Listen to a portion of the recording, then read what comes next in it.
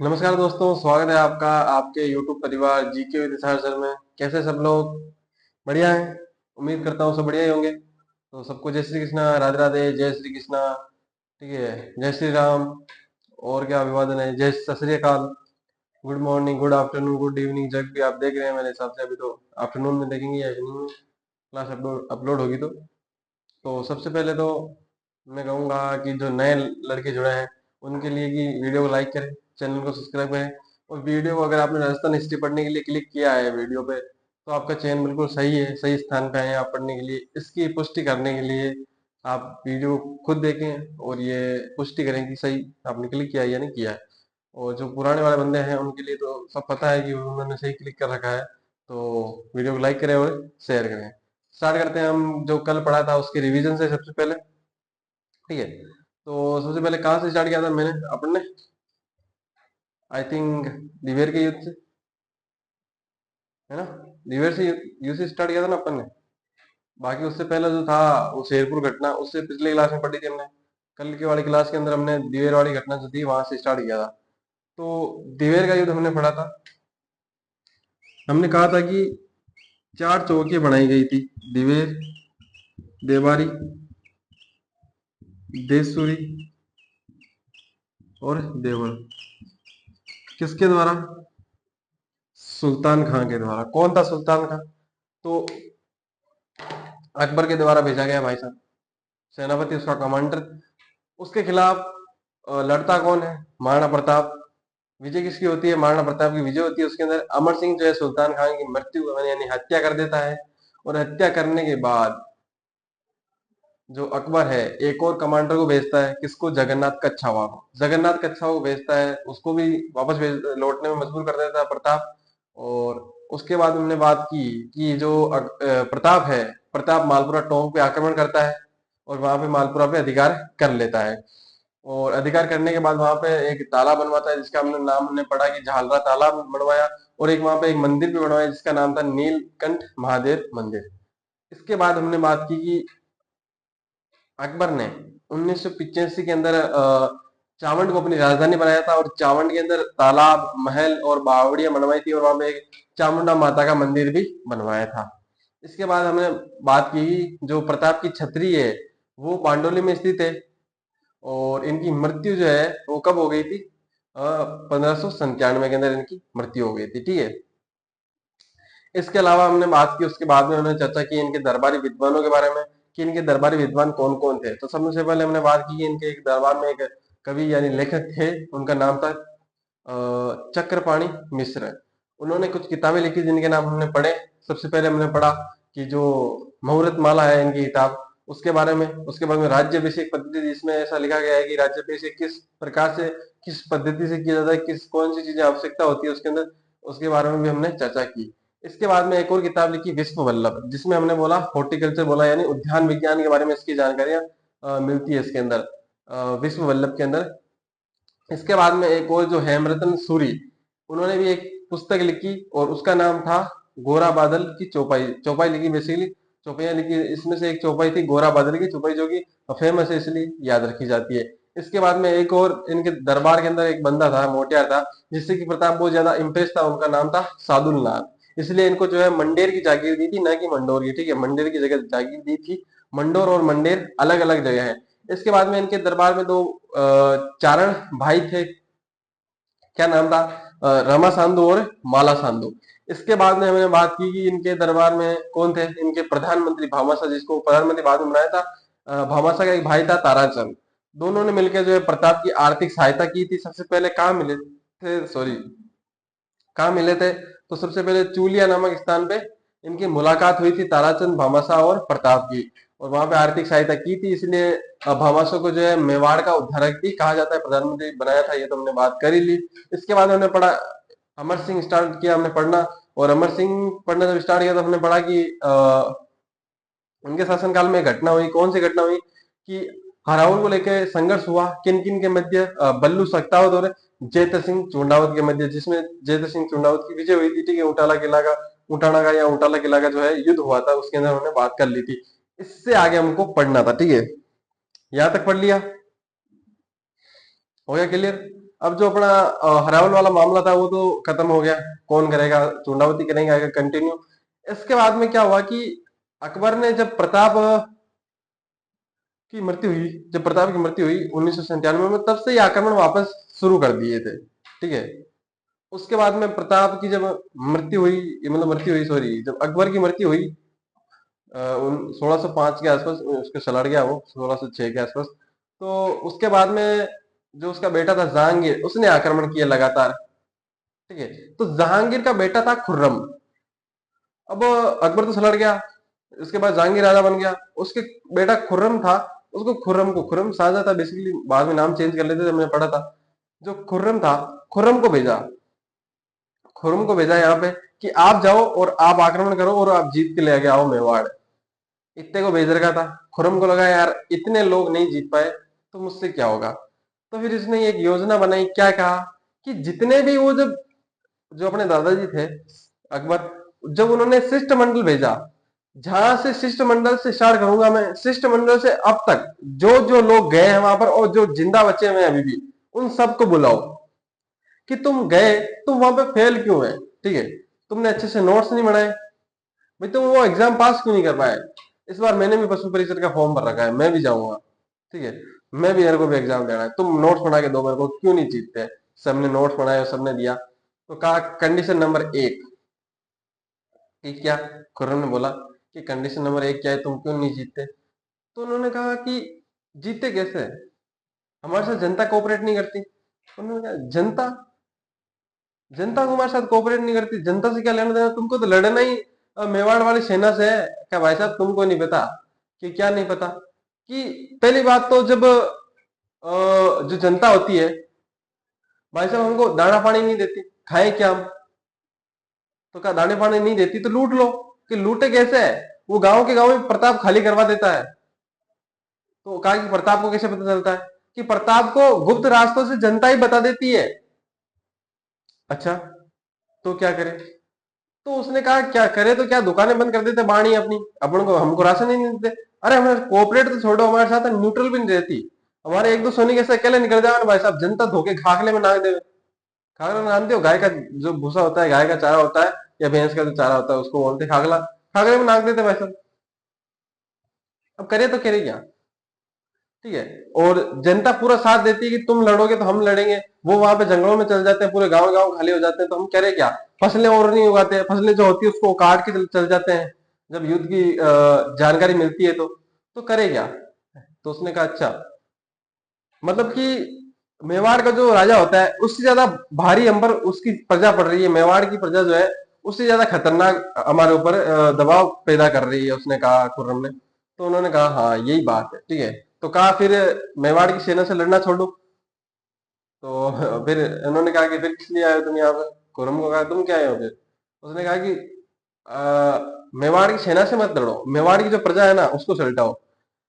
जितने भी मेवाड़ के जो, भाई जाते कहाँ, जो रास्ते में चीजें, रास्ते में गांव पड़ते हैं उनको खाली करवाता है ना प्रताप, लेकिन जो पहाड़ के आसपास ही रहते तो वो तो खाली नहीं करवाते। उनको पकड़ो, जो पुरुष है उन सबके गले काट दिए जाए। जो उनकी माताएं हैं, उनकी बहन है, उनके साथ बलात्कार किया जाए। और जो बाकी बच्ची उनकी बेटियां हैं उनको, जो आगरा का कोर्ट है वहां पे जाके वेश्या घरों पे बैठा दिए जाए। वैसा ही किया गया। जो पुरुष थे उनकी हत्या कर दी गई। और वहां पे जो लोग, जो महिलाएं थी उनके साथ बलात्कार किया गया। आगरा के जो वेश्या घर के कोठे थे वहां पे ले जाके बैठाने लगे। ठीक है। तो एक आदमी भाई साहब लड़ सकता है, उसको लड़ने के लिए कहा जाए ना, एक पुरुष कितनी भी देर लड़ सकता है, लेकिन उसके परिवार वालों के साथ ऐसा हो। आपने फिल्मों में अक्सर देखा होगा कि उसके घर वालों को किडनैप कर लिया जाता है, तो वो कमजोर पड़ जाता है अगला आदमी। ठीक है। तो क्यों किया जाता है, इमोशनली डैमेज किया जाता है। एक आदमी इमोशनली डैमेज ही हो सकता है।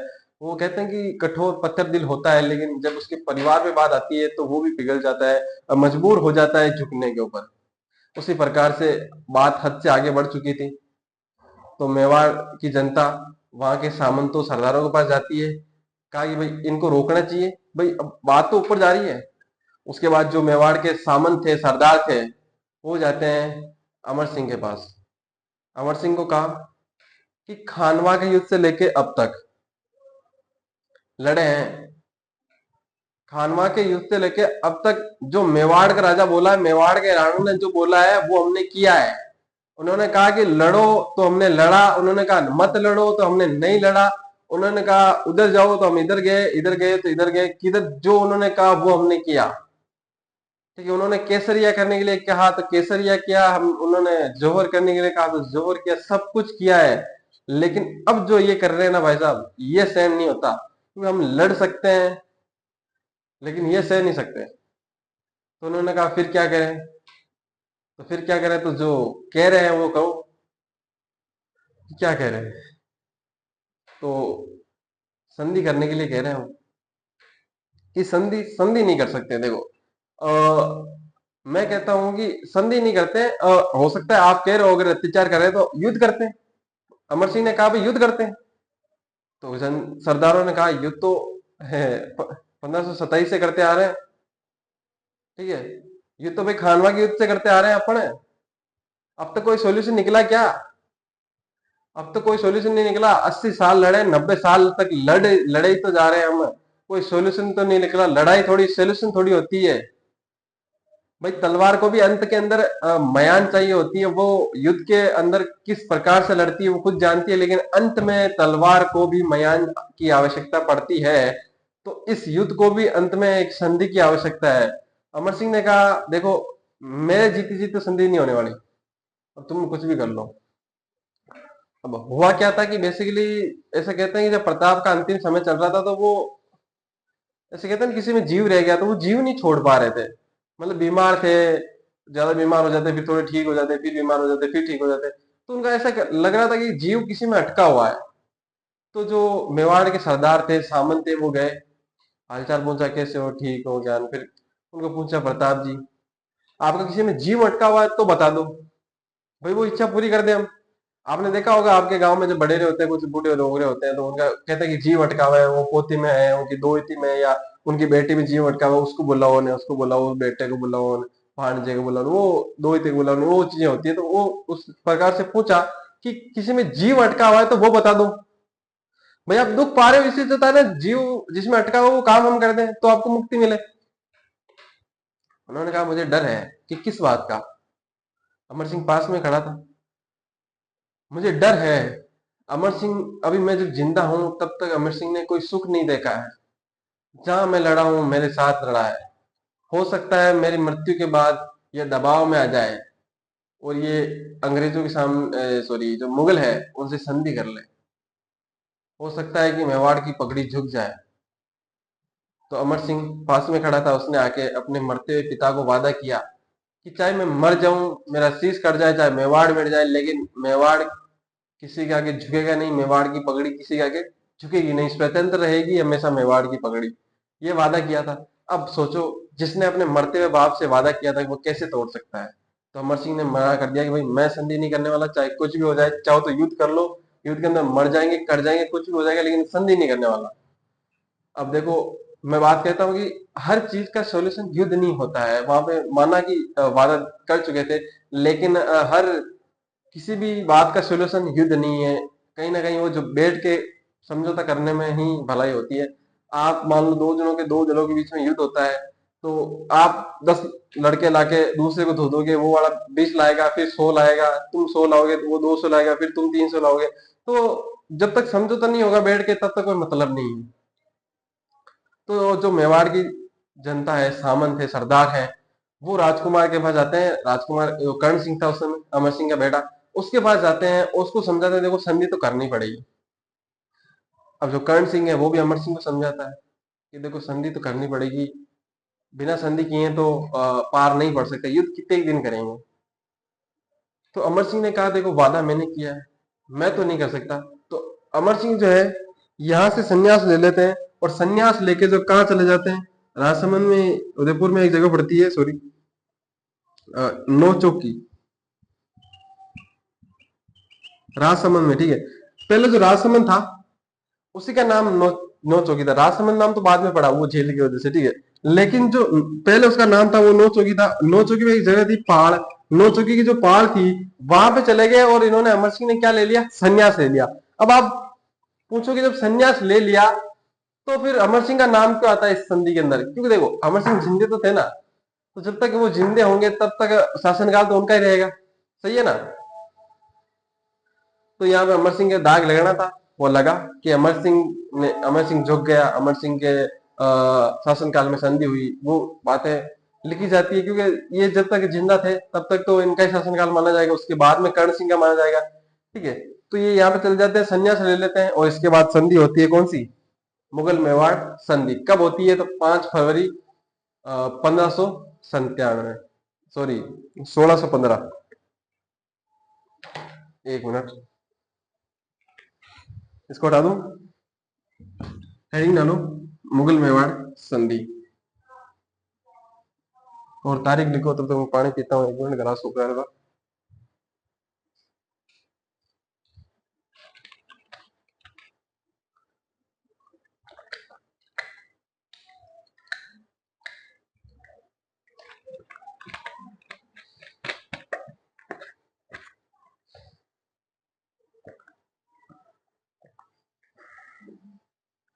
खाना खाने के बाद क्लास लेते हैं तो ऐसे लगता है, वैसे खाना तो अभी 2 ढाई घंटे पहले खाया था, लेकिन फिर भी हेडिंग डालना।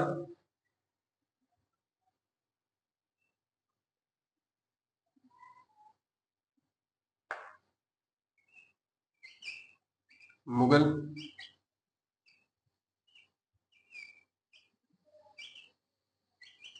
मेवाड़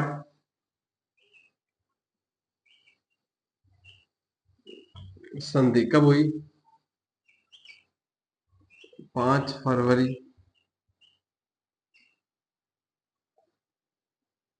1615 ईस्वी, है ना। किन किन के मध्य हुई? तो सबसे पहले कौन आएगा? जहांगीर था, प्लस नाम तो अमर सिंह का ही आएगा, अमर सिंह प्रथम। अब जहांगीर ने किसको भेज रखा था? खुर्रम को, तो यहाँ पे लिख लेना मलिक प्रतिनिधि।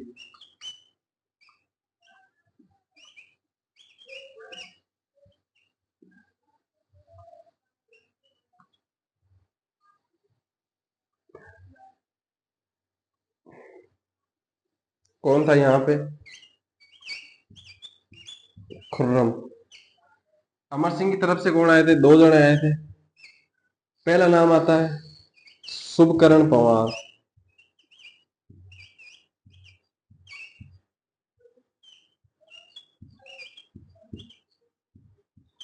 प्लस एक जना और आया था हरिदास झाला।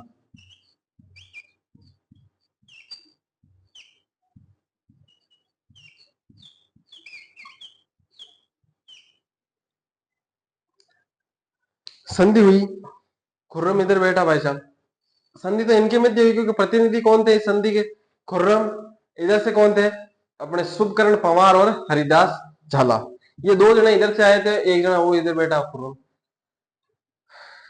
गए हरिदास झाला और शुभकरण पवार, जाके कहा कि संधि हो रही है। तो इन्होंने कहा कि ठीक है, संधि करने के लिए आओ, बैठो। खुर्रम ने कहा आओ बैठो, तो इन्होंने कहा ठीक है, बैठ गए। किस लिए आना हुआ? कि किस लिए? तो क्या आना हुआ, मजाक की बात क्या कर रहे हो, संधि करने आए। तो कहा ठीक है, लो फिर करो साइन। इन्होंने कहा साइन वाइन तो कर देंगे हम, लेकिन हमारी कुछ शर्तें हैं। खुर्रम ने कहा अच्छा, संधि करने तुम आए हो और शर्तें भी तुम रखोगे?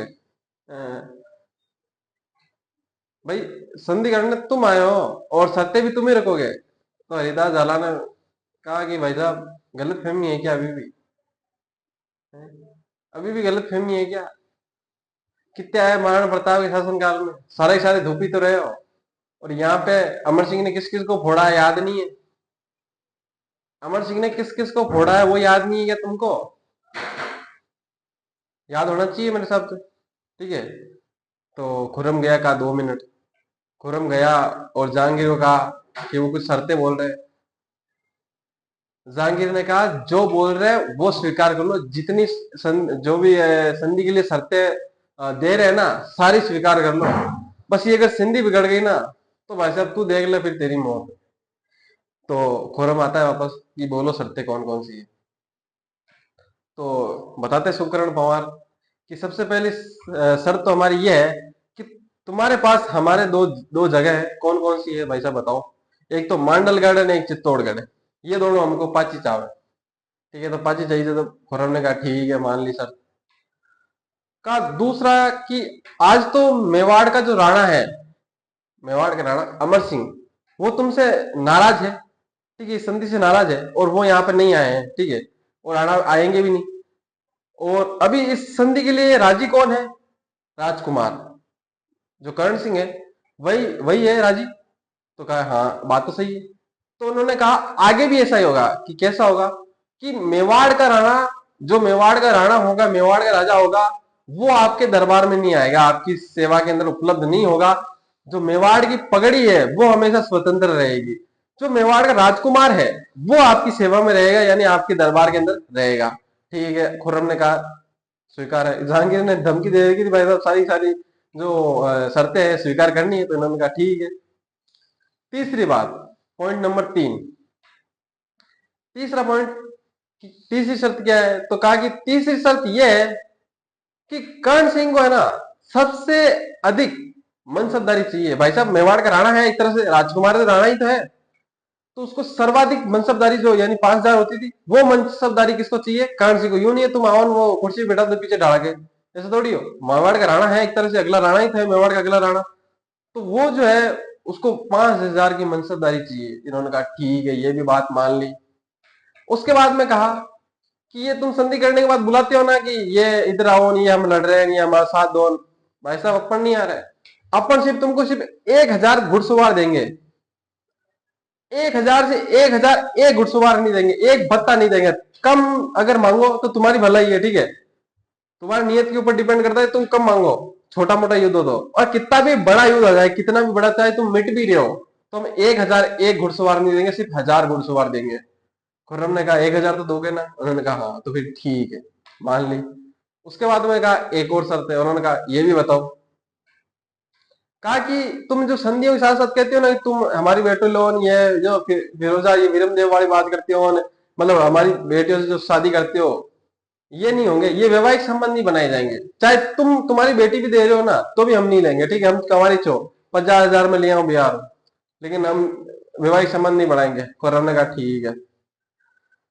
भाई साहब साइन करने लगे। खुर्रम ने कहा एक शर्त मैं ही रख दी क्या? दोनों को लगा भाई साहब इतनी अपन ने रखी है, एक आधी रख दे तो पहले सुन तो ले, सुनाओ। उन्होंने कहा देखो तुम चित्तौड़गढ़ तो ले लो, लेकिन उसका पुनर्निर्माण नहीं करवा सकते। अब इन्होंने कहा यार पुनर्निर्माण करवा के करेंगे भी क्या, और भी तो है अपने पास जगह। उन्होंने कहा ठीक है, एक तेरी मान लेते। ठीक है, एक शर्त तेरी मान लेते, इतनी तूने अपने मानी है तो एक तेरी मान लेते, ये शर्तें मानते हैं। ठीक है, इसके बाद संधि हो जाती है। इसके बाद में क्या होता है? इसके बाद में जहांगीर राजी होता है, खुरमजा को बताता है ये है। ठीक है, राजी हो जाता है। राजी होने के बाद क्या होता है? राजी होने के बाद जो है जहांगीर जो है कर्ण सिंह की और अमर सिंह की मूर्तियां लगवाता है आगरा के किले के अंदर। कहां पे लगाता है? आगरा किला के अंदर मूर्तियां लगवाता है। अब यूं पास में कर्ण सिंह जी बैठे, अमर सिंह तो आवा नहीं, कर्ण सिंह जी पास में बैठे यहाँ पे। अब कोई भी बात मान लो कि करनी हो तो मेवाड़ का महाराणा है, अगला महाराणा पूछ पूछ के करेगी ये करना है। हम कर्ण सिंह जी के पास में बैठा लिया उनको। भाई साहब उस समय कर्ण सिंह जी छोटे थे तो दाढ़ी वाड़ी भी नहीं आई हुई थी। इस समय क्या है कि अंग्रेज अधिकारी था एक, सर थॉमस रो। इससे पहले एक बात सुनो। लोग कहते हैं कि भारत की खोज वास्को डिगामा ने की 14 15वीं शताब्दी के अंदर। ठीक है, तो मैं कहता हूँ भारत तो पहले से था भाई साहब। अभी आप पढ़ते हो कि दुनिया की सबसे प्राचीन सभ्यता कौन सी है? मेसोपोटामिया, है ना। लेकिन अभी अपने जो पाकिस्तान में अपना बच्चा है, उसके अंदर एक खोज हुई है एक। ठीक है, मतलब कि उत्खनन हुआ है, उसके अंदर एक छोटा सा पता नहीं बॉक्स वॉक्स टाइप मिला है कुछ। तो वो ऐसा बताया जा रहा है, अमेरिका के अंदर है वो, और ऐसा बताया जा रहा है कि वो उससे भी पुराना है, मेसोपोटामिया से भी पुराना है, सिंधु घाटी सभ्यता का ही है वो। तो जब वो आपके अपने जो सिलेबस है उसके अंदर जब जुड़ जाएगा तो सिंधु घाटी सभ्यता सबसे पुरानी सिविलाइजेशन हो जाएगी। सबसे पुरानी सभ्यता कौन सी हो जाएगी? अपनी सिंधु घाटी सभ्यता। यानी हम तो यहीं के हैं, बाकी आए हैं इधर से, ठीक है। ये जो धान्य भुगाने आए ना, बाकी इधर से उधर से आए हुए हैं, अपन यहीं के हैं, भारत से ही। अपना जो धर्म है वो हिंदू धर्म है, ठीक है। अपन किसी धर्म से नहीं बने, सारे धर्म अपन से बने हैं, सारी भाषाएं संस्कृत से बनी है। समझ रहे हो ना? तो बात आती है कि ये कहानी क्यों बताई है। तो एक दिन क्या हुआ, वास्को डी गामा भाई साहब खा रहा था। एक दिन मम्मी ने आमलेट बना के लेके आई। उधर क्या है कि जो अंग्रेज होते थे ना, उधर अपने जो ये काली मिर्चे, ये होते मसाले होते ना, इनके जो ज्यादा चटोगड़ी, जीप चटोगड़ी थी भाई साहब। जीप चटोगड़ी थी तो क्या करते थे, इधर से काली मिर्ची जाती थी। पहले हमारे जो अपने वडेरे थे ना, वो लाल मिर्च नहीं जानते थे। आज भी आप देखते हो तो आपकी दादी अगर कोई सब्जी वब्जी बनाती है, तो उसके अंदर वो लाल नहीं होती है, उसका कलर पीला जरूर हो सकता है, हरा टाइप थोड़ा सा वो जरूर हो सकता है। हरी जो मिर्ची है ना, उनसे उसमें कैसे कहते हैं, मैं जो चरकी होती थी वो उससे आ जाती थी, कड़वापन जो आता था वो उससे आता था, ठीक है। तीखापन, तीखापन हरी मिर्चों से आता था, या खड़े मसाले होते थे। आजकल तो वो तेज पत्ता आ जाए तुम्हारे तो तुम कहते हो ये क्या चीज है भाई साहब। लेकिन पहले जो है अपने खड़ा मसाले ही तो अपनी सुंदरता थी, वो खड़े मसाले अपनी पहचान थी। उधर वाले को जो अंग्रेज थे ना, वो सबसे ज्यादा क्या पसंद करते थे? काली मिर्च। काली मिर्च का चस्का लगा हुआ। एक दिन आमलेट बनाया वास्को डी गामा की मम्मी ने, उसको उसने कहा, वास्को डी गामा ने कहा काली मिर्च नहीं है। काली मिर्च कैसे है? इंडिया से जो काली मिर्च आती है वो बंद हो गई है। क्यों? कि वो जो बीच में मुगल साम्राज्य है ना, उसने वो रास्ता बंद कर दिया है और वो आने नहीं देते। वास्को डी गामा ने उसने सौगन खाई कि भाई साहब मोटा होकर एक दिन भारत जाऊंगा और वहां से काली मिर्चें भर भर के ला के आऊंगा। मोटा हुआ, और वहां से जो है भारत आने जाने के लिए समुद्री मार्ग की खोज की थी उसने, ठीक है। ना कि भारत की खोज की थी, समुद्री मार्ग की खोज की थी। खोज तो पहले हुई है, खोज कौन सी चीज हुई है? उसने क्या मिला मिलू के पाकिस्तान, भारत और भूटान, श्रीलंका को मिला के कुछ भारत बनाया क्या? भाई यही तो होती है खोज, कि इन चीजों को मिला के, ठीक है, कुछ नहीं कुछ चीज खोजना, तभी तो होता है। तो ऐसा थोड़ी किया उसने कि श्रीलंका को, भूटान को, बांग्लादेश को, पाकिस्तान को, भारत को, चीन को, इन सबको मिला के भारत खोजा, ऐसे थोड़ी है। वो सिर्फ रास्ता खोजा उसने कि भाई इधर से आते हैं, गेलो टिनो है, ठीक है। ऐसा तो क्या है, मैं भी अपनी खेत का गेला खोज लूं, तो मैंने क्या खेत खोजा अपना, गेला भाई गेला काटा है, रास्ता निकाला अपन ने। अब ये कहानी इसकी सुना रहा हूँ कि भाई जब वो आया वास्को डी गामा, यहाँ से मसाले ले गया, ऐसा कहते हैं कि वहां पे जाके उसने 160 गुना दाम में बेचा। यहां से जाके उसने 160 गुना ज्यादा दामों में बेचा। भाई यहाँ से अगर 1 रुपए में ले गया ना, तो वहां पे जाके 160 रुपए में बेच रहा है मसाले। तो सोचो उसको कितना ज्यादा मुनाफा हुआ। तो वहां पे अंग्रेज सरकार जो थी, उसने सोचा कि भाई फायदा वाला तो है, चीज फायदे वाली है। तो वहां से जो है अंग्रेजी सरकार जो है एक आदमी को भेजती है, हॉकिंस को, कि तू जा, जहांगीर है वहां पर, और जहांगीर को जाके तू समझा। तो जहांगीर को कैसे समझाए कि हॉकिंस को भेजा। हॉकिंस को भेजने से पहले वैकेंसी निकली की थी कि 3, जैसे कि अपनी होती है ना योग्यता होती है किसी भी भर्ती के अंदर, तो इस भर्ती के अंदर योग्यता 3 योग्यता होनी चाहिए बंदे के अंदर, तभी उसको सेलेक्ट किया जाएगा जहांगीर के पास भेजने के लिए। तो क्या होनी चाहिए? सबसे पहली क्वालिटी दी होनी चाहिए उसको, अरबी आनी चाहिए। क्यों? क्योंकि जो व्यापार करते थे ना, वो अरबी करते थे। और अरबियों की क्या थी, क्योंकि मुसलमान थे वो भी, तो उधर से क्या मिलती थी भाई साहब, वो मिलते थे ना, मुसलमान मुसलमान भाई भाई हो जाते थे, और उधर से ज्यादा उनसे बॉन्डिंग बनती थी अच्छी खासी। तो बॉन्डिंग बनने से वो ज्यादा व्यापार अच्छा कर पाते थे, तो वो अरबी बोलते थे अपने मुगल भाई, सॉरी, अरबी भाषा में लिखते थे। तो अरबी भाषा आनी चाहिए उसको, अरबी में बोलते थे। बाकी उसको फ्रांसीसी भी आनी चाहिए, क्योंकि फ्रांस में फ्रांसीसी में बोलते थे वो, क्योंकि व्यापार उधर से ही होता था। वो भी भाषा आनी चाहिए। कि तीसरी और सबसे मोटी कंडीशन, वो एक नंबर का थैली होना चाहिए। क्यों? क्योंकि जहांगीर एक नंबर का थैली था, दारूडिया था भाई साहब। जहांगीर इतना बड़ी दारूडिया था कि सुबह उठता ना तो उसके साथ ही दर्शन होते, मतलब मुंडा उसके साथ ही धोता हो, नहाता पीता कुछ खाता पीता सब उसी में ही था, मेरे को ऐसा लगता है। अगर मुगल से बादशाह में सबसे बड़ा थैली हुआ करे तो यही हुआ, जहांगीर। इसके बाद में हमने बात की कि क्या, कि आया हॉकिंस। हॉकिंस आया।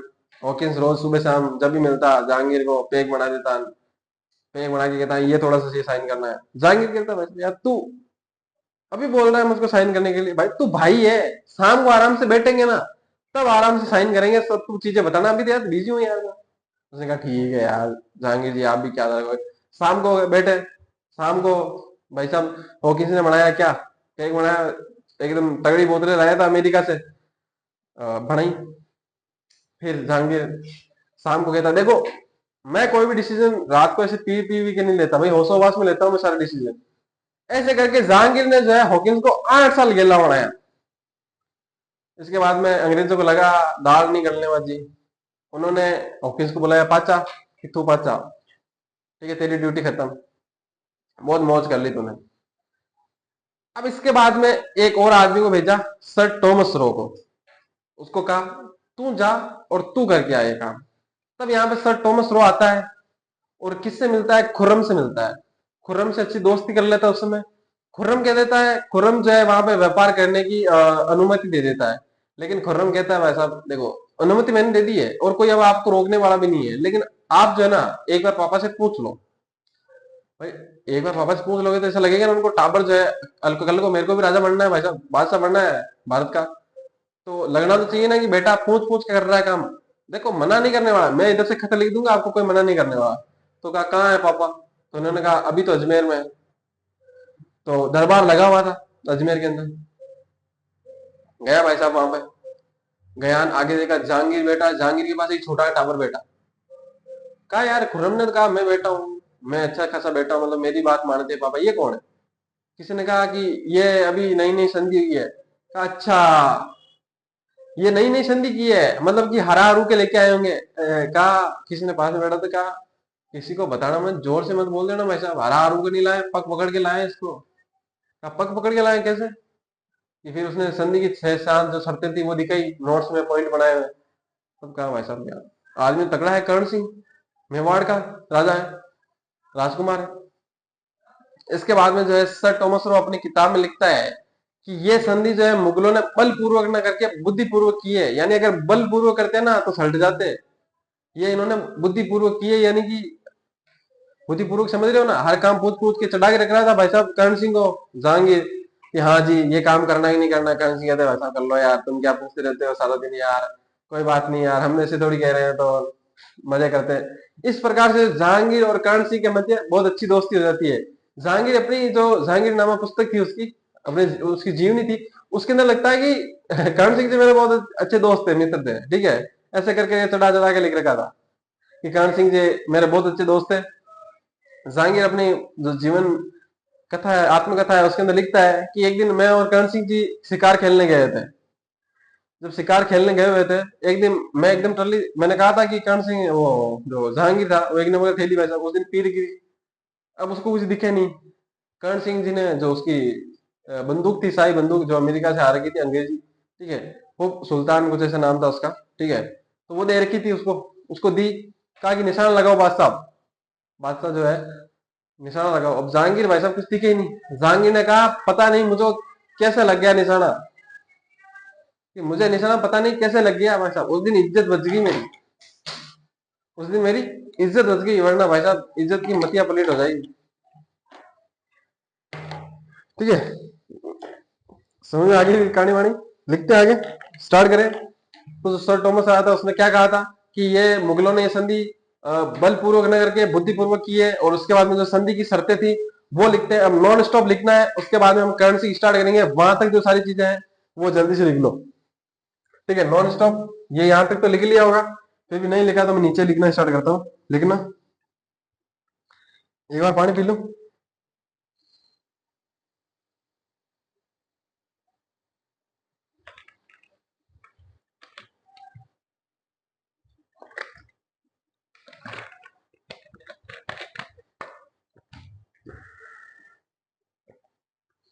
हम्म, लिखो, जहांगीर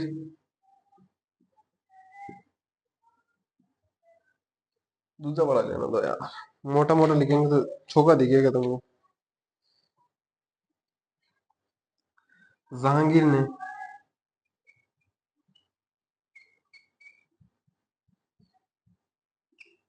आगरा में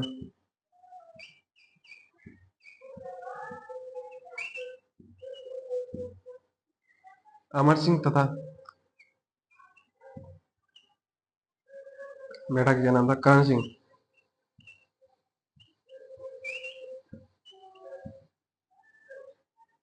कर्ण सिंह की मूर्तियां लगवाई। भाई साहब राजीव राजीव तो करना था ना, कर दिया राजीव। अब इस संधि की जानकारी कहाँ मिलती है तो लिखना, इस संधि की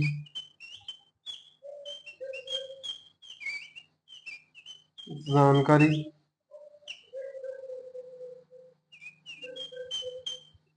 शाहजहां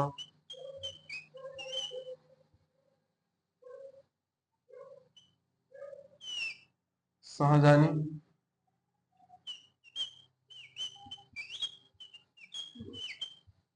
शाहजहानी मस्जिद के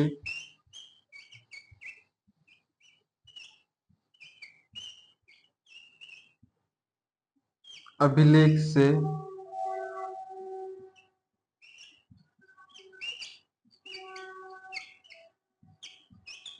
मिलती है। तो लिखो, सही डालता हूँ तब तक।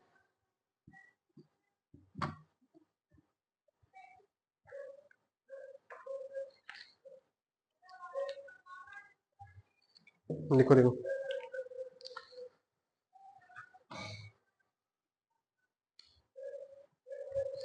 लिखने का काम फुर्ती रखना पड़ा।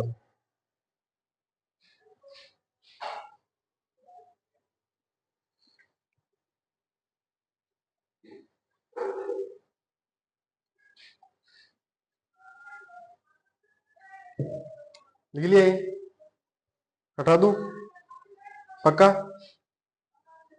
अब नीचे लिखो इसकी शर्तें, संधि की शर्तें क्या क्या थी, ये भी लिखना इंपॉर्टेंट है।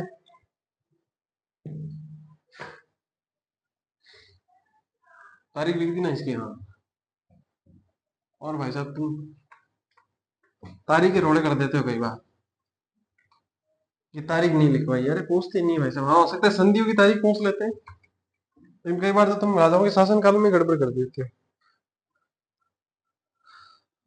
लिखना,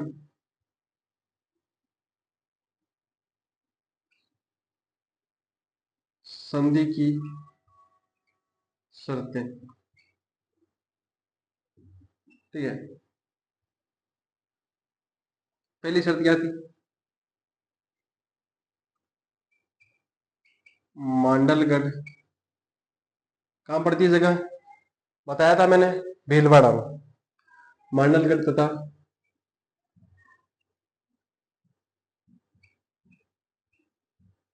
चित्तौड़गढ़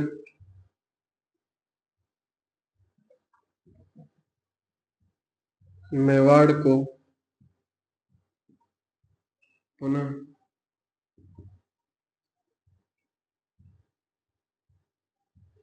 लौटा दिए जाएंगे, परंतु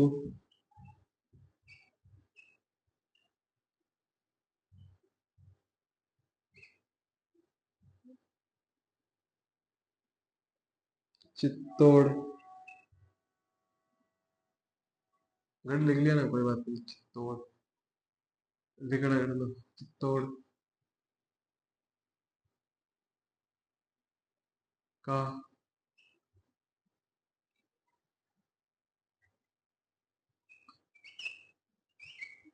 पुनः निर्माण नहीं करवा सकते।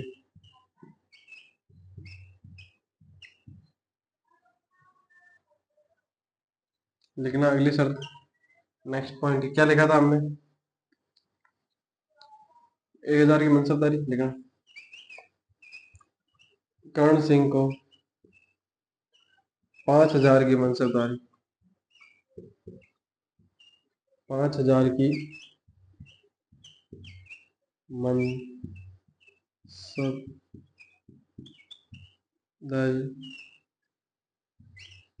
दी जाए। तीसरी बात, मेवाड़ का राजा, या लिख लेना मेवाड़ का राणा,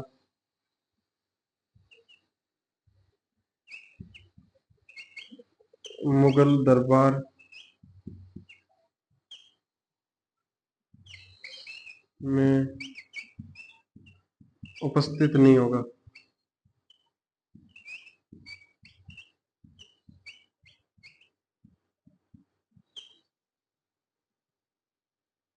ऐसे लिखना, उपस्थित न होकर राजकुमार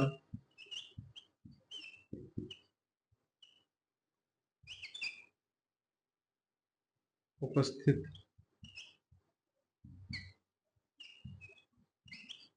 होगा। ठीक है, इसके बाद में नेक्स्ट जो चीज थी कि 1000 घुड़सवार जाएगी, ठीक ना। मेवाड़ मुगलों की मदद के लिए केवल 1000, वैसे 1000 घुड़सवार कम नहीं होते, ये ध्यान रखना। 1000 घुड़सवार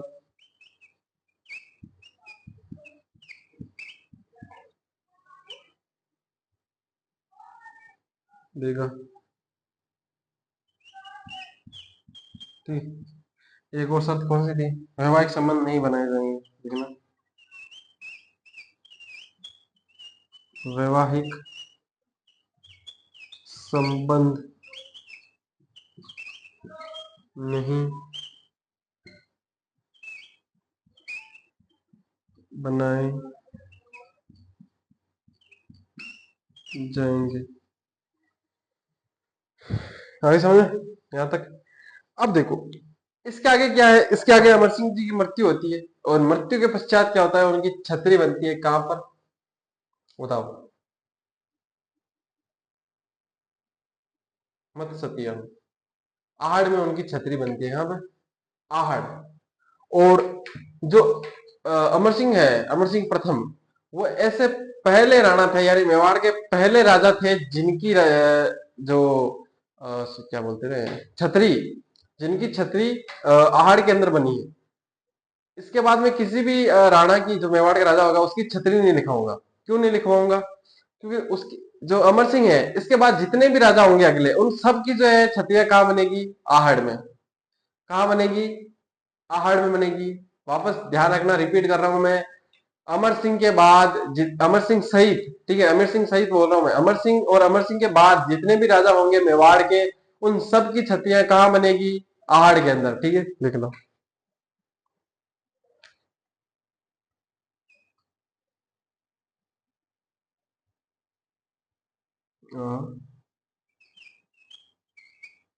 अमर सिंह की छतरी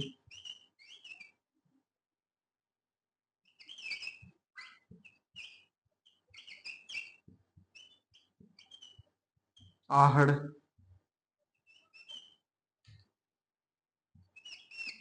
में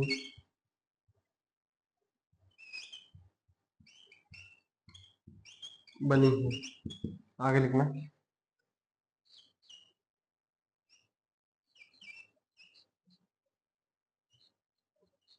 आहड़ में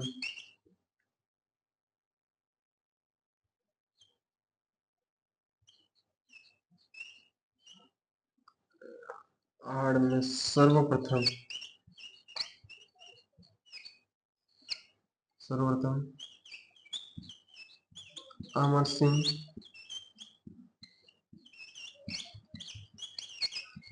की छतरी बनी। आ गया समझ में इतना? है ना? यहाँ तक लिखो। इसके बाद में स्टार्ट करते हैं कर्ण सिंह। जल्दी से लिख लो इसको, साथ साथ में लिखना था, मैंने कहा था जल्दी जल्दी से लिखना था। शायद डाल रहा हूँ, इतना सा टाइम दे रहा हूँ, जल्दी लिखो।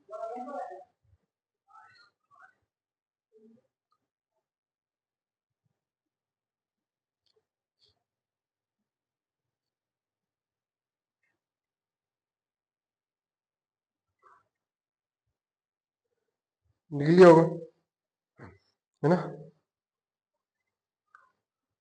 पक्का? 100%? You are sure? ठीक।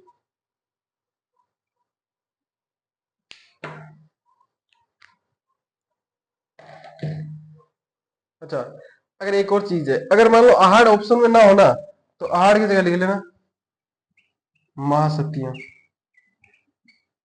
ठीक है, आठ महासतियां ब्रैकेट में लिख लेना आहड़। क्योंकि कई बार आहड़ देता नहीं है, यहाँ पे महासतियां दे देता है। जगह मेनली हो जाए, जैसे कि अपन गांव होता है तो वो जगह है जो मेनली वो महासतियां है, और जैसे कि अपना एरिया होता है वो मतलब जैसे कि तहसील होती है, उसी प्रकार से कौन सी है वो है आहड़ है ऊपर थोड़ा सा।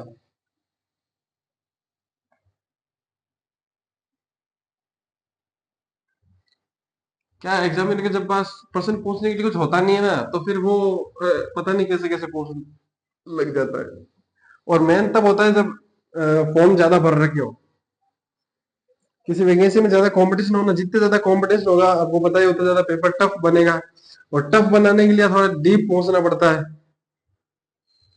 डीप तो यही है भाई। ये क्या है, आपके जिले के अंदर आपसे क्या पूछेगा? सबसे पहले आपसे जिला पूछ ले, और फिर उसके अंदर स्थान पूछ ले आपसे कोई। लेकिन आप करण सिंह, मैं कहूँ सबसे ज्यादा मौत किसने काटी थी? करण सिंह ने। संधि का सबसे फायदा सबसे ज्यादा इसी को मिला भाई साहब। करण सिंह शासनकाल बिल्कुल कम ही रहा वैसे तो, 8 साल वैसे, अब 8 साल तो कम नहीं है। ठीक है, लेकिन क्या है कि 8 साल तो आजकल वाले राजनेता को दे, मान लो प्रधानमंत्री बढ़ाए 8 साल के लिए, तो वो भी खुश ना हो। तो ये तो भाई साहब राजा था, इसलिए बोला कम। ठीक है, तो लेकिन अब कर्ण सिंह के ज्यादा देखो, कर्ण सिंह के बाद में कुछ भी ऐसा नहीं होगा। युद्ध युद्ध है नहीं, एक आधे युद्ध है, बाकी कुछ समझने लायक चीजें नहीं है। कर्ण सिंह में पूरे पूरे निर्माण कार्य है। उनके बाद जो जगत सिंह है उनमें भी निर्माण कार्य है। ठीक है, तो निर्माण कार्य तो लिखने की चीजें, को समझाने की चीज जो होगी वो आपको समझा दूंगा। तो जो कर्ण सिंह है वो सबसे पहले महलों का निर्माण करवाते, मंदिरों का। कौन से पहला निर्माण आता है दिलकुश मंदिर। दिलकुश, और एक और मंदिर था कर्ण विलास। दिलकुश तथा कर्ण विलास मंदिरों का निर्माण करवाया। और एक जो चीज मैंने पढ़ाई थी आपको पहले भी, ठीक है, चौहानों के अंदर पढ़ाई थी मैंने, क्या पढ़ा था कि जब कर्ण सिंह आता है, तो कर्ण सॉरी जब खुर्रम आता है तो उसको क्या देता है? शरण देता है। कौन? कर्ण सिंह शरण देता है। कहाँ पे? जग मंदिरों के अंदर। जग मंदिर को उस समय काम चल ही रहा था, तो लेकिन अभी समझा दूंगा भाई, गाने पहले लिख लो एक चीज कि जग मंदिरों का निर्माण शुरू करवाया। शुरू करवाया है, निर्माण पूर्ण नहीं करवाया। ठीक है, ध्यान रखना, ठीक ना। जग मंदिर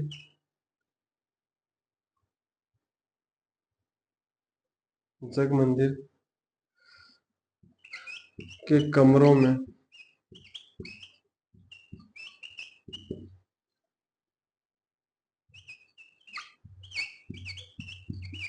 खुर्रम को शरण दी।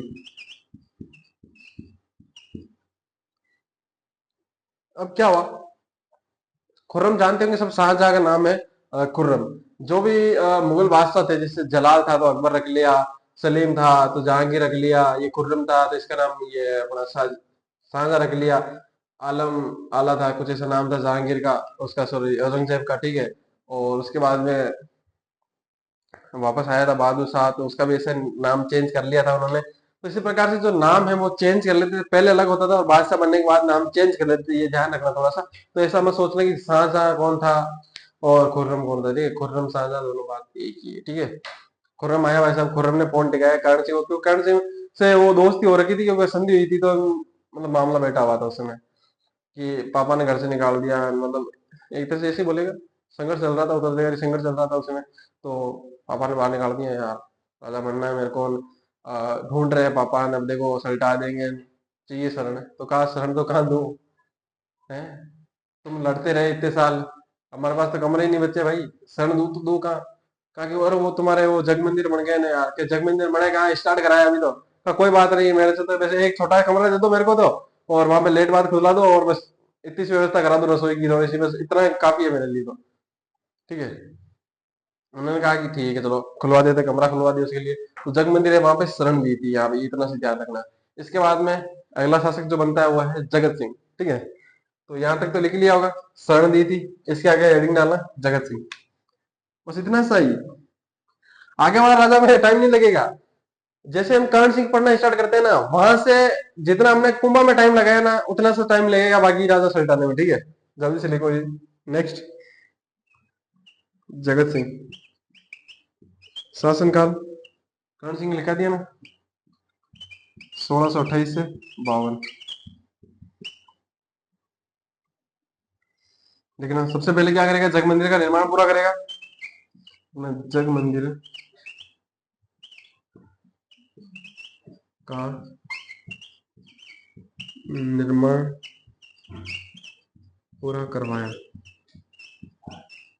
जगत सिंह जी जो है कहते हैं कि ठाकुर जी के बहुत बड़े भक्त हैं, जानते हो ठाकुर सिंह, ठाकुर जी सब, किसी को बताने की जरूरत नहीं है। ठीक है, ठाकुर जी वो नहीं, हवली वाले नहीं, अपने कृष्ण भगवान जी। ठीक है, बहुत बड़े भक्त थे। अब देखो जिस चीज के बारे में सबसे ज्यादा सोचते हैं उसी के बारे में हमको जो है सपने आते हैं, है ना, ये बात है। कि जिसके बारे में वो एक डायलॉग है ना कि शाहरुख खान वाला, कि जिस चीज को हम शिद्दत से चाहते हैं वो पूरी कायनात जो है उसको अपन से मिलाने में लग जाती है। तो वही कहीं ना कहीं बात थी, ठाकुर जी को पूरी शिद्दत से चाहते थे, एक दिन सपने में आए तो जगत सिंह को मिला कि भाई साहब लगा कि भाई साहब ठाकुर जी ने दे दिया अपन को साक्षात दर्शन, और ठाकुर जी अपने पास रहना चाहते हैं। तो उन्होंने कहा ठीक है, जग मंदिर जो बने हुए हैं, मंदिर बनाओ अपने ठाकुर जी का। तो मंदिर बनवाता है कौन से, जगन्नाथ और जग जगन्नाथ और जगदीश मंदिर बनवाता है, देखना, जगन्नाथ, या फिर इसको लिख सकते हैं हम जगदीश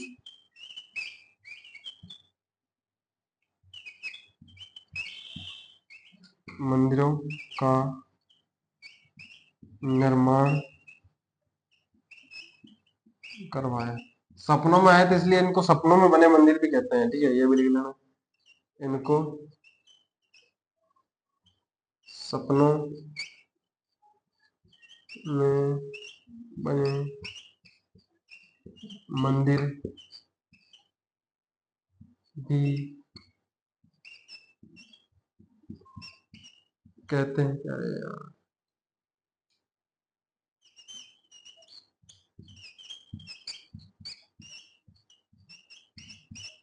एक और हाँ चीज, एक नोटिस करने वाली ये चीज है, आप कहीं ये मत समझना कि जग मंदिर लिखा हुआ है इसका मतलब ये मंदिर है।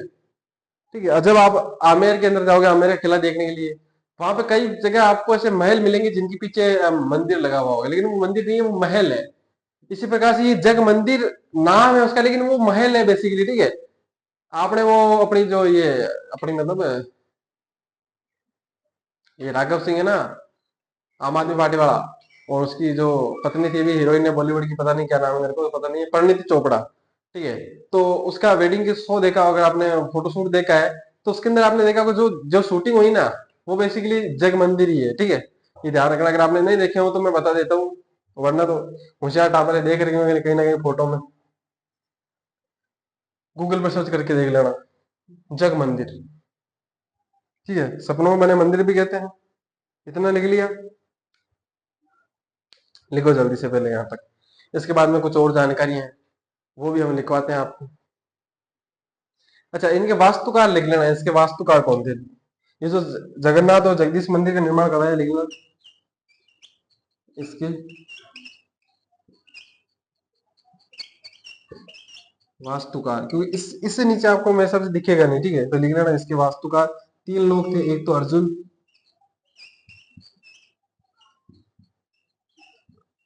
मुकुंद और बाणा। ठीक है, इतना लिखो। इसके बाद इनकी एक धाय माँ थी, उनके लिए भी इन्होंने मंदिर बनवाए थे,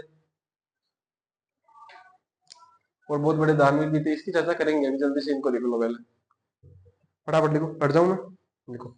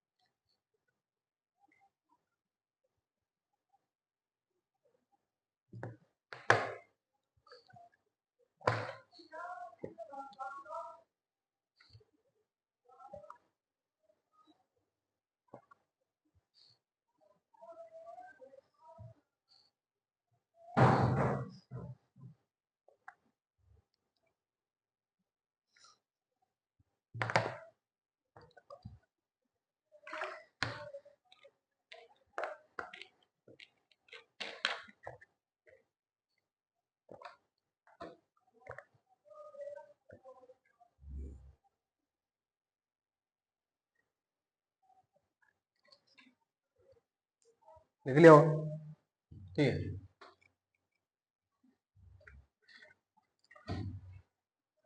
अब आगे मैंने कहा कि एक दिन धाई माँ के लिए मंदिर बनवाए थे। एक दिन क्या हुआ कि इनकी धाई माँ थी, जानते हो सब धाई माँ क्या होती है, दूध पिलाने वाली। तो धाई माँ थी, धाई माँ ने बूढ़ी हो गई। अब ये भाई साहब राजा बना है, इससे में तो बूढ़ी हो जाएगी धाई माँ।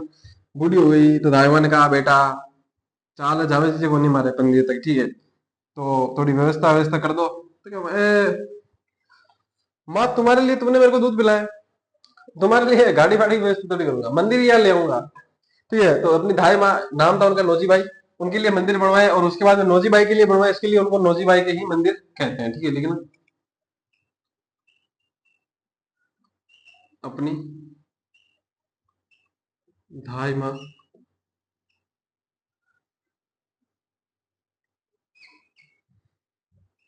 नौजी भाई के लिए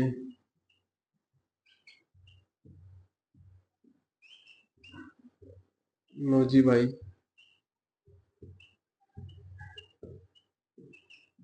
मंदिर बनवाए, ठीक है। इसके बाद में लिखना एक प्रशस्ति भी लगवाई थी इन्होंने, प्रशस्ति। कौन सी प्रशस्ति थी वो? जगन्नाथ राय प्रशस्ति, ठीक है ना। जगन्नाथ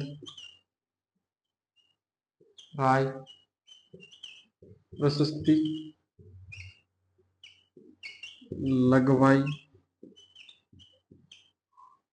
और इसके लेखक कौन थे? कृष्ण भट्ट, ठीक है ना। इसके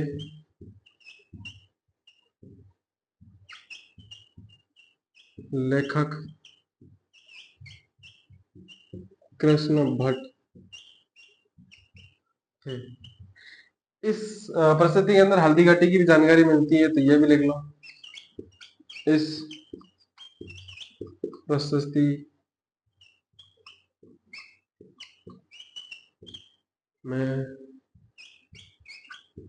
हल्दी घाटी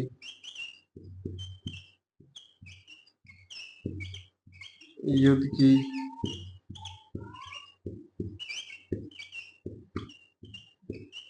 जानकारियां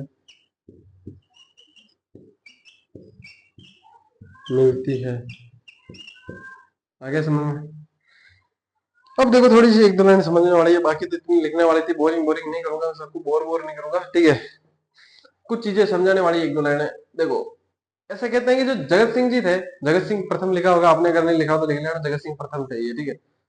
जगत सिंह जो प्रथम है, उन्होंने क्या है कि दान बहुत किए थे। ये बहुत कहते थे कि राजस्थान में दो ही दानवीर हुए। कौन? एक तो दोनों ही उदयपुर वाले। कौन? सोचे कि उदयपुर, दोनों उदयपुर वाले कौन से? एक तो उदयपुर वाटी वाला टोडरमल। उदयपुर वाटी के अंदर एक सामंत या ऐसे कह सकते हैं राजा हुआ था, टोडरमल।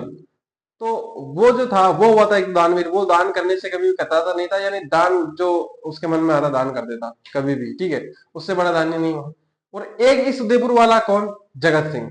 तो इनके ऊपर दोहा भी है, अभी दोहा याद नहीं रहते भाई साहब, ठीक है, आधा अधूरा बोलने से कोई मतलब नहीं है।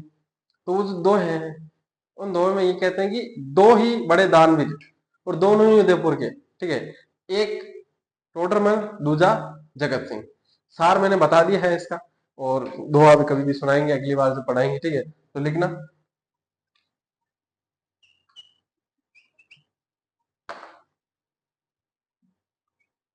इन्हें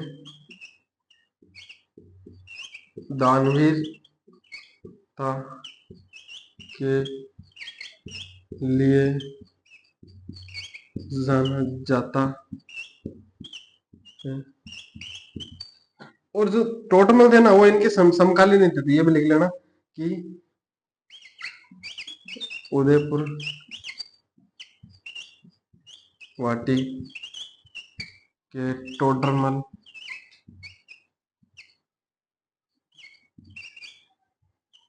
टोडरमल लिख दी,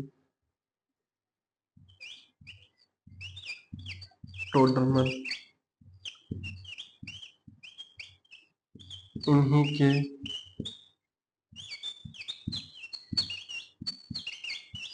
समकालीन थे। इतनी बात लिख ली।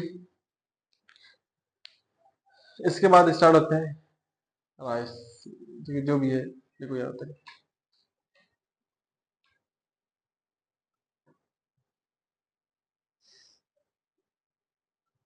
देखो इसके बाद नेक्स्ट स्टार्ट करते हैं, यहाँ तक लिख लो।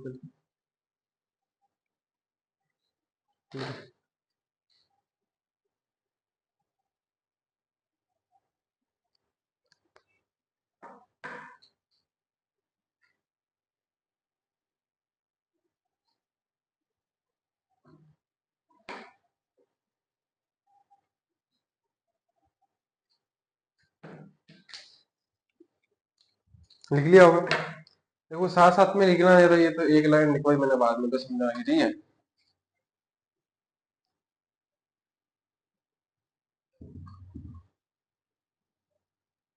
नेक्स्ट हेडिंग डालो राय सिंह।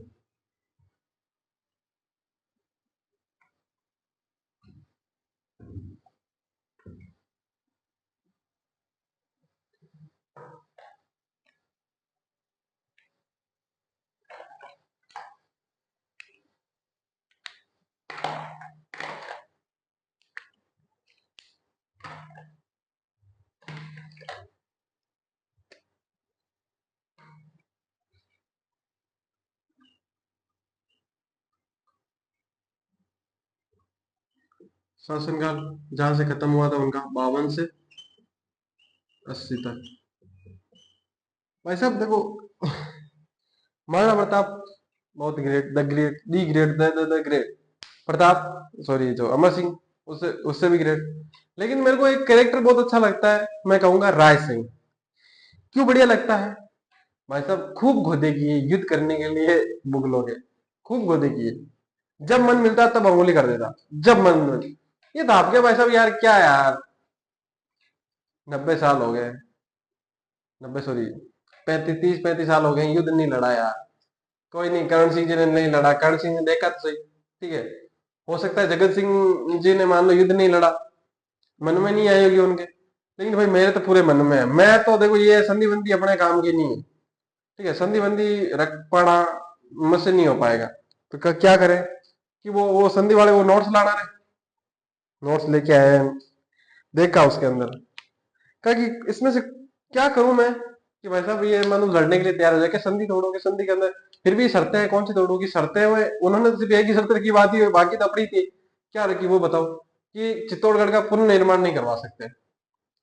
तो इन्होंने कहा ठीक है फिर करवाओ पुनर्निर्माण स्टार्ट। कहा भाई साहब क्यों पंगे ले रहे हो, कि पंगे लेना ही था, तभी तो निर्माण करवाना है, पुनर्निर्माण नहीं तो मेरे को क्या करना है। पुनर्निर्माण स्टार्ट कराया।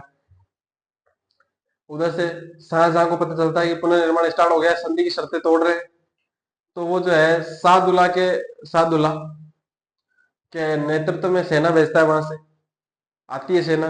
तो मेवाड़ वाले सरदार समझाते हैं राय सिंह जी को, राय सिंह जी क्यों कर रहे हो, 30-35 साल जितने साल जो है ना युद्ध लड़े ना, उससे आधे साल ही अभी तो मान लो शांति से नहीं गुजरे हैं, रहने दो क्यों कर रहे हो।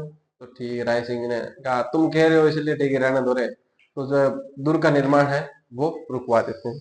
लिखो यार ये चीज, हेडिंग डाल लेना चाहिए, लिख देना चाहो तो। राजनीतिक उपलब्धियां।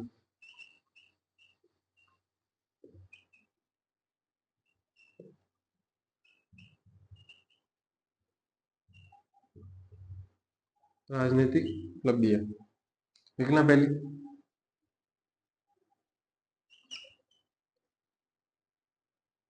हम्म,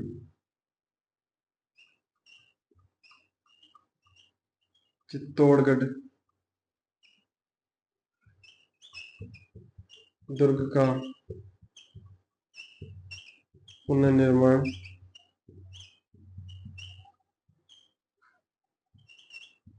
शुरू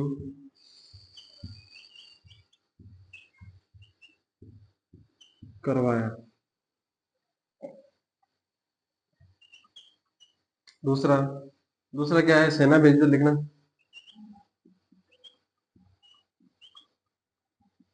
शाहजहां ने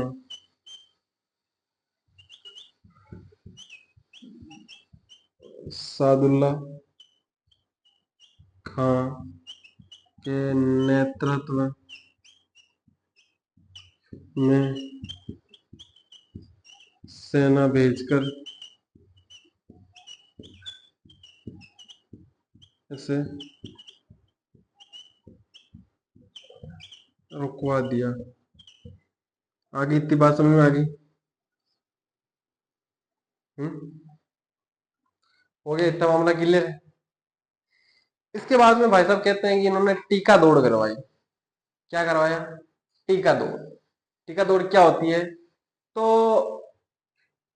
टीका दौड़ बेसिकली उससे कहते हैं कि मान लो कि जिस दिन राजा बनता है, आपने सोच कभी कभी सुना होगा कि इस दिन से 3 साल पूर्व मुख्यमंत्री बने थे, इस साल से 2 साल पूर्व मुख्यमंत्री बने थे ये फलाने ढींगने, ठीक है।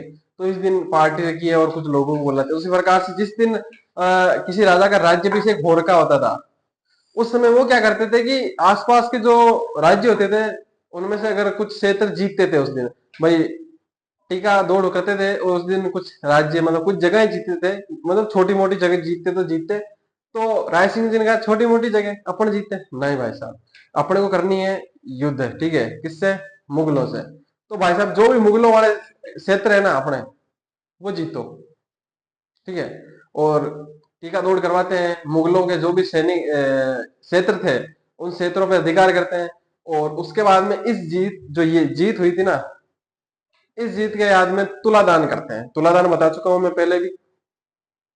तुलादान बेसिकली जो अपने बराबर कुछ तोल के दान देना, ठीक है। सोना चांदी देते थे उस समय, अब तो क्या है, केड़े देते हैं, गुड़ देते हैं, वैसा। लिखना अपने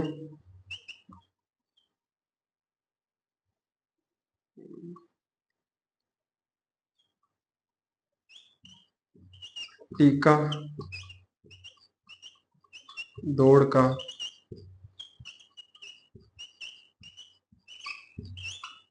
आयोजन करवाया। आगे लिखना इसमें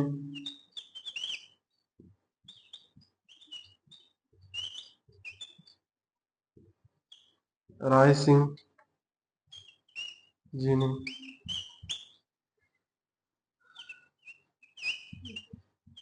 मुगलों के अधीन क्षेत्रों को जीता।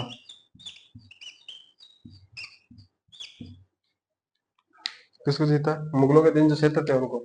आगे लिखना इस जीत की याद में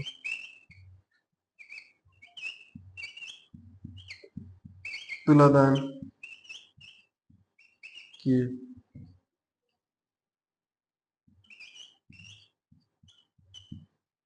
भाई साहब यार राय सिंह जो लगा यार, पार ही नहीं पड़ रहा मामला। संधि तोड़ी, टीका दौड़ भी करवा दी, मुगलों के क्षेत्र पे भी अधिकार कर लिया, तुलादान कर दिए, इतना कुछ उकसाने के लिए इतनी चीजें कर ली, हमला ही नहीं कर, कुछ और करते हैं। तो क्या करें? तो कहा कि जितने भी राजकुमारी ने, उसमें क्या औरंगजेब जो है बहुत सारी राजकुमारियों से, हिंदू राजकुमारियों से शादी कर रहा था। तो इन्होंने कहा कि स्टोरी लगाई एक दिन कि भाई साहब जितने भी राजकुमारियां हैं, हिंदू राजकुमारियां, अगर औरंगजेब किसी राजकुमारी को भी विवश करे शादी करने के लिए तो हमसे संपर्क करें, हम उसकी मदद करेंगे, ठीक है। स्टोरी लगाई भाई साहब, फिर भी नहीं किया। तो फिर क्या है कि औरंगजेब तो था कट्टर मुसलमान, तो वो मंदिर भी तुड़वा रहा था। तो फिर स्टोरी लगाई कि कोई भी मंदिर टूट रहा है तो हमसे संपर्क करें, हम आपकी मदद करेंगे, ठीक है। ये चीजें लिखो।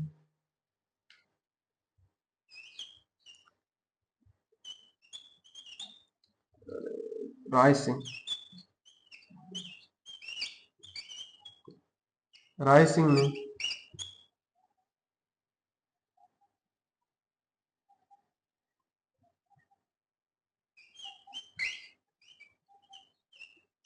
हिंदू राजकुमारियां हिंदू राजकुमारियों तथा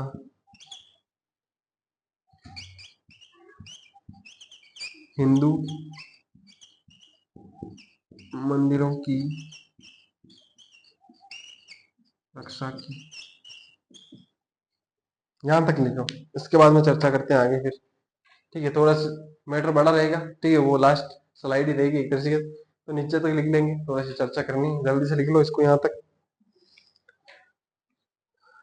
अब देखो कितने गोदे दे रहे हैं। सबसे पहले तो राजनीतिक उपलब्धियां यही थी कि यहाँ तक ठीक है, बाद में जो चीजें हैं, जो चित्तौड़गढ़ का पुनर्निर्माण शुरू करवाया, इतनी बड़ी जो संधि की उन्होंने एक ही शर्त रखी, वो उसको भी तोड़ दिया।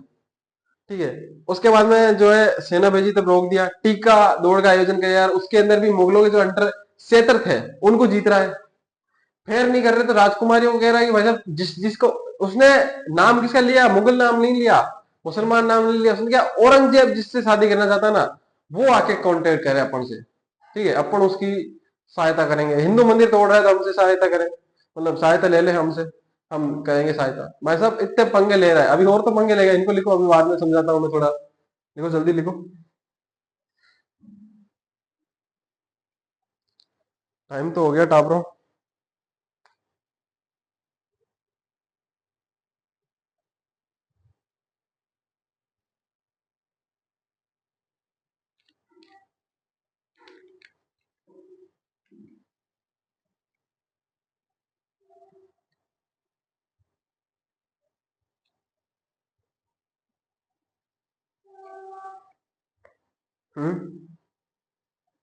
टाइम वाइम तो हो गया, लिख लिया होगा मेरे हिसाब से। 10 से 1 मिनट और ले लेते क्लास की। ठीक है,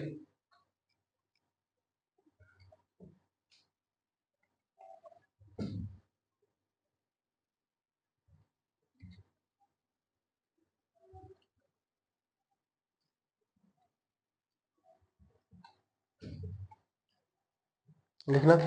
और जजिया कर था, आगे लिखना।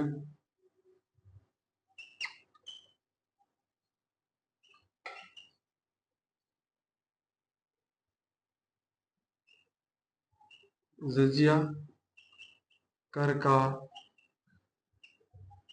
विरोध किया। अब जजिया कर का विरोध क्यों किया, कैसे किया, अभी समझते हैं, पहले लिख लेते हैं। जजिया कर होता क्या है, तो नोट लगाई लिखना।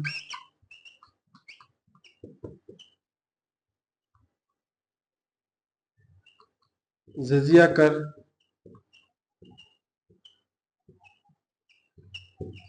गैर मुसलमानों से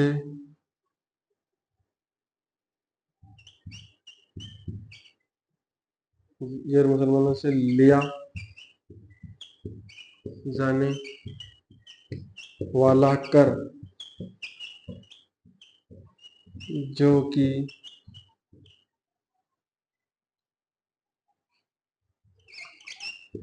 मुगल अधिकृत क्षेत्रों में रहते, मतलब जो मुगलों के अंडर जो क्षेत्र आते थे, उसके अंदर अगर मुसलमानों के अलावा कोई अगर आदमी या कुछ धर्म का कोई अगर आदमी रहता है, ठीक है, परिवार रहता है, तो उससे जो है कर लिया जाता था कि या तो आप मुगल जो है मतलब मुस्लिम धर्म अपना लो, और अगर आप नहीं अपनाते तो आपको टैक्स देना पड़ेगा। तो राज सिंह ने कहा अपने पास जजिया अगर मांगने आए ना तो जूती पड़ेगी भाई साहब। पहले स्टार्ट था पैगंबर, जो मोहम्मद पैगंबर साहब है, वहीं से स्टार्ट हो गया था ये, ऐसा कहते हैं।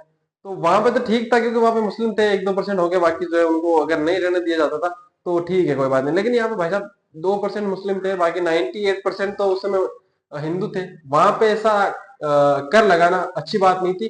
तो जो अकबर था, अकबर ने इसको हटा दिया था, ये गलत बात है।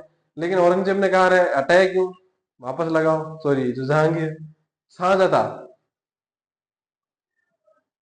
1 मिनट, औरंगजेब जो था उसने कहा कि हटाया क्यों, वापस लगाओ। इस समय औरंगजेब भी आ गया था, ठीक है, ध्यान रखना। समझ में आगे बात। शाहजहां था, शाहजहां हटाया, उसको बनाया था बंदी, और कर दिया। ठीक है, लिखना, आगे लिखना।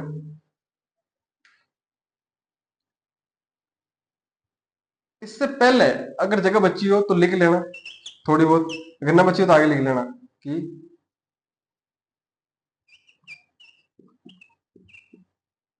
औरंग अ, मुगल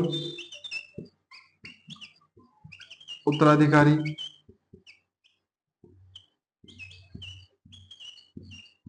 संघर्ष में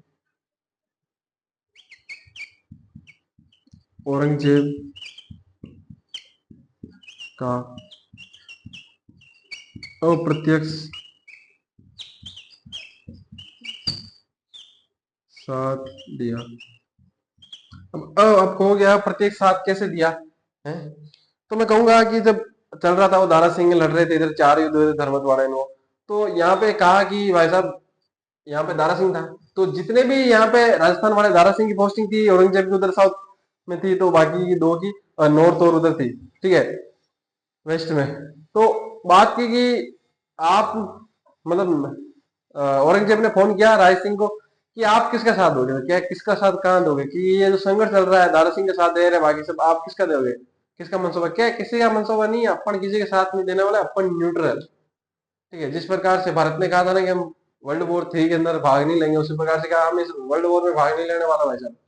कहा ठीक है, कोई दिक्कत नहीं। औरंगजेब ने कहा कोई ठीक दिक्कत नहीं है, आप अगर मेरी सहायता मत करो लेकिन दारा सिंह की सहायता मत करना। उसने कहा तू दारा सिंह बोल रहा है, मैं बोला ना मैंने किसी की सहायता नहीं करने वाला, हम तो भाग ही नहीं ले रहे, क्योंकि औरंगजेब को पता था कि जिधर से मेवाड़ लगेगा लड़ेगा ना, उधर रिजल्ट उधर ही जाएगा, ठीक है। तो ये लिख लेना, अगर लाइन इससे ऊपर बची हुई तो उसमें लिख लेना, नहीं तो नीचे लिख लेना, कोई दिक्कत नहीं है, ठीक है। इसके बाद में जजिया कर का भी विरोध किया था, क्योंकि जजिया कर इसी के बाद आया था, ठीक है, तो ऊपर लिखने के लिए बोला मैंने इसलिए।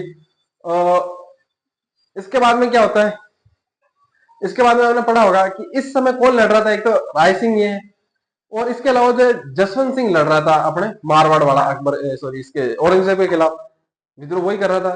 तो वहां पे क्या है, जसवंत सिंह की मृत्यु हो जाती है और उसका बेटा था अजीत सिंह। अजीत सिंह को क्या है कि औरंगजेब राजा नहीं बनने देता वहां का, और वहां पे खालसा घोषित कर देता है, और अजीत सिंह को राजा बनने से रोक देता है।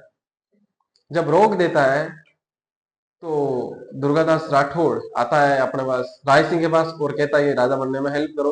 क्या किसने रोका, क्या औरंगजेब ने, क्या हाथों हाथ आओ भाई साहब, अभी मदद कर देता हूँ तुम्हारी। कोई और होता तो शायद नहीं करता, मतलब कि औरंगजेब के खिलाफ औरंगजेब रोक रहा था, इसलिए उसने कहा था पंगा तो लेना है, देखो युद्ध करना है भाई साहब, किसी भी प्रकार से करो, हो सकता है कि मैं इसकी दुर्गादास की मदद करूं, तो हो सकता है युद्ध कर ले भाई साहब। उसने कहा ठीक है भाई, किया उसने। तो लिखना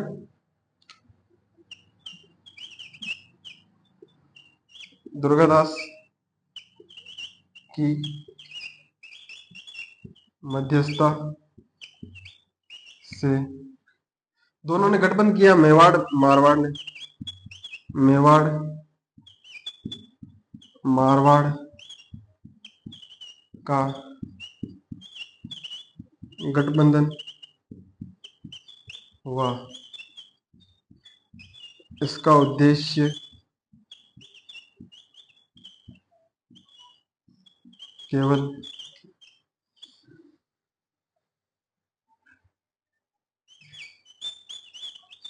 अजीत सिंह को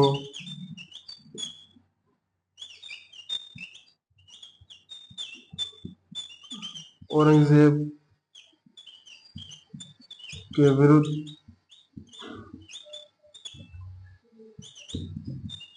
राजा बनाना था।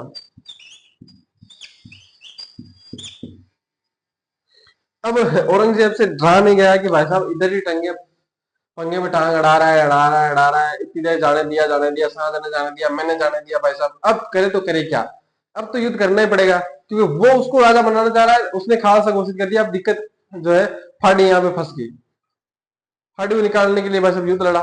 कौन सा युद्ध, तेबारी का युद्ध। कब, 1680 में, ठीक है, ये लिखो, ये जो अपना लास्ट टॉपिक होगा फिर।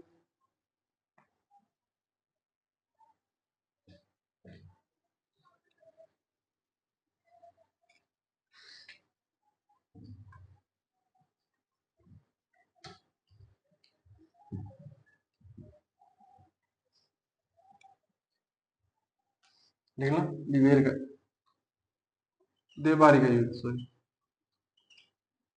देबारी का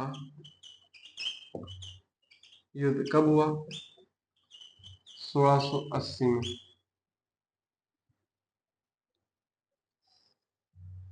किस किस के मध्य हुआ? एक तो औरंगजेब, दूसरा मारवाड़ प्लस मेवाड़। यहाँ पे औरंगजेब ने मारवाड़ और मेवाड़ की संयुक्त सेना को हरा दिया था। तो आपसे सीधा सीधा प्रश्न पूछ सकता है एग्जाम में कि किस युद्ध के अंदर मेवाड़ और मारवाड़ की संयुक्त सेना को औरंगजेब ने हराया था? कौन सा युद्ध? देबारी का युद्ध। कब? 1680 ईस्वी के अंदर। ठीक है, सीधा सीधा प्रश्न बनता है, सीधा सीधा एग्जैक्टली यही प्रश्न बनता है कि औरंगजेब ने किस युद्ध के अंदर मारवाड़ मेवाड़ की संयुक्त सेना को हरा दिया था? ठीक है, आया हुआ भी प्रश्न पहले भी और भी आगे भी आ सकता है। ठीक है, इसके बाद में क्या हुआ? तो दुर्गादास राठौड़ ने कहा, देखो यहाँ पे क्या सिर्फ हराया, ठीक है, यहाँ पे औरंगजेब ने केवल उनको हराया है, न कि इस गठबंधन को तोड़ने में कामयाब हुआ है। यहाँ पे केवल औरंगजेब जीता है, ठीक है, लेकिन उसने गठबंधन नहीं तोड़ा है। दुर्गादास राठौड़ ने कहा कि देखो भाई साहब, ऐसे तो नहीं जीत पाएंगे, औरंगजेब को हम नहीं हरा सकते। तो कहा रहे, मेवाड़ उत्तरी भारत की सबसे बड़ी शक्ति थी उस समय, शक्तियों में से एक। उधर मारवाड़, भाई साहब दोनों मिलकर अगर नहीं हरा पा रहे हैं, ठीक है, औरंगजेब, तो फिर तो पूरा भारत में कोई नहीं हरा सकता, तो क्या करें? तो कहा लंका के अंदर विभीषण ढूंढो। तो विभीषण ढूंढे, किसको ढूंढे? तो कहा है ना अपने अकबर, ठीक है, वो अकबर नहीं, औरंगजेब का बेटा अकबर। तो कहा क्या करें? तो औरंगजेब को जो है ना उसके खिलाफ भड़का दो। किसके खिलाफ? औरंगजेब, सॉरी, अकबर को जो है औरंगजेब के खिलाफ भड़का दो। अकबर को अगर हम औरंगजेब के खिलाफ भड़काएंगे तो हो सकता है उसको औरंगजेब को मार दे और अपना काम बन जाएगा। तो क्या कहा, सब लोग जो है अपने ये मिलके गए अकबर के पास। अकबर के पास जाके कहा कि यार तुम्हारे पापा कैसे नाजुक हैं। पता तो था नाजुक है कि क्या हिंदू मंदिर को तोड़ देते हैं, नहीं तो राजकुमारी से ब्याह करते रहते हैं, क्या क्या करे रे यार हम। कहा, अब अकबर ने कहा कि अब है जो है यार, पापा है, क्या करूं मैं, तो हम तो क्या कर सकते हैं, वो जैसे कहते हैं वैसे करना पड़ता है, तो क्या फिर तुम कुछ नहीं कर सकते? उन्होंने कहा मैं तो यार, फिर मैं राजा थोड़ी हूँ, मैं बादशाह थोड़ी हूँ, तो क्या? अच्छा तुम बादशाह नहीं हो, अगर तुम बादशाह हो तो रोक दोगे? तो उन्होंने कहा हाँ, अगर मैं होता तो बना देता, लेकिन मैं तो हूं ही नहीं ना। तो कहा फिर अगर तुमको बादशाह बना दे? तो उन्होंने कहा "है, मेरे को बादशाह बना दो तुम्हें"। तो उन्होंने कहा हाँ, तो सच में बना दे, तुमको अगर बादशाह बना दे, मान दो। बना नहीं सकते क्या? हमें शक्ति नहीं है क्या? पिछली बार हमने मान लो किसी की सहायता की थी, तो उसी को तो बनाया हमने। वही पूरा राजस्थान अगर तुम्हारे साथ साथ हो जाए तो तुम नहीं बन सकते? उन्होंने कहा हाँ यार, बात तो सही कह रहे हो। तो मैं सोचता हूँ भाई साहब, उधर हमने बात की थी झालम सिंह झाला की, इधर मैं बात कर रहा हूँ किसकी? वीर दुर्गादास राठौड़ की। पूरी बात जो है ये बाद में मारवाड़ के अंदर करेंगे, वरना सारी सारी बातें यही हो जाएगी, तो पूरा मारवाड़ यही खत्म हो जाएगा। आधे की बात की थी, पूरा खत्म हो जाएगा यहाँ पे मारवाड़। ठीक है, तो यहाँ पे इतना बात ध्यान रखना है कि दुर्गादास राठौड़ बात हुई थी वो वाली, खत्म मामला। ठीक है, अब यहाँ पे जो है अकबर को उसी के बाप के खिलाफ लड़वा देता है दुर्गादास दुर्गादास राठौड़। सोचो कि भाई साहब कितना माइंडेड आदमी रहा होगा कि एक बेटे को वो अपने बाप के खिलाफ लड़वा दे रहा। ये तो ये चीजें लिख लो, जल्दी से लिखो कौन कौन सी। इस युद्ध में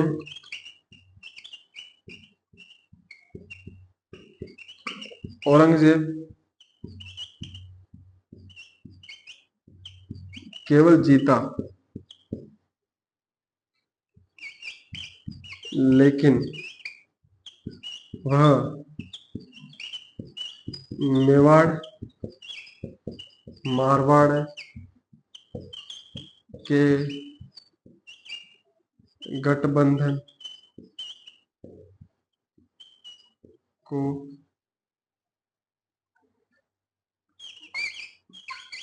नहीं तोड़ पाया। ठीक है, और लास्ट लाइन क्या थी लिखना?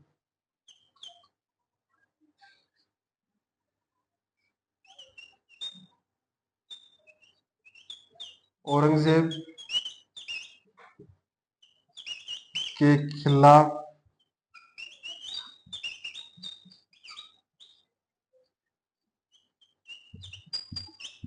दुर्गादास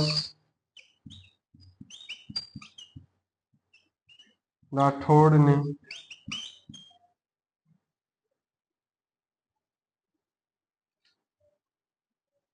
औरंगजेब के खिलाफ दुर्गादास राठौड़ ने अकबर से